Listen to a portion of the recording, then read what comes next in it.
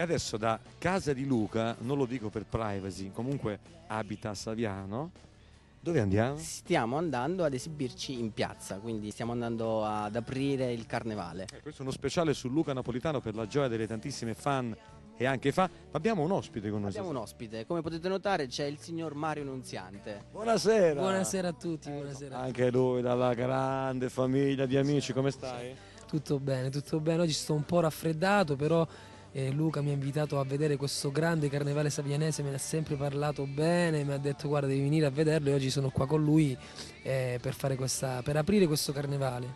Cosa molto importante, ricordiamo Carnevale di Saviano, ma soprattutto che ci sia tu questa sera e peccato che sia domenica, altrimenti qualcuno che tu avevi invitato nella persona di Platinette e di qualcun altro che sono in trasmissione sarebbero sicuramente venuti. Credo proprio di sì, perché il carnevale e il carro proprio in particolare riprendono tra i personaggi proprio loro, quindi sarebbero stati ben lieti di partecipare al carnevale con noi, quindi di condividerlo. E poi questo Carnevale 2010 con questo carro allegorico che ricorda la signora Maria De Filippi, che salutiamo, E ringraziamo.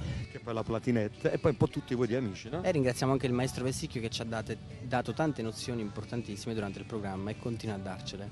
Ancora un pizzico di video musicale e poi qui dalla Carmobile di Weekend Dance, grazie all'autista che dopo saluteremo, con Luca e Mario. A tra poco. Ciao Weekend Dance. Giù e cammino dritto sul passato.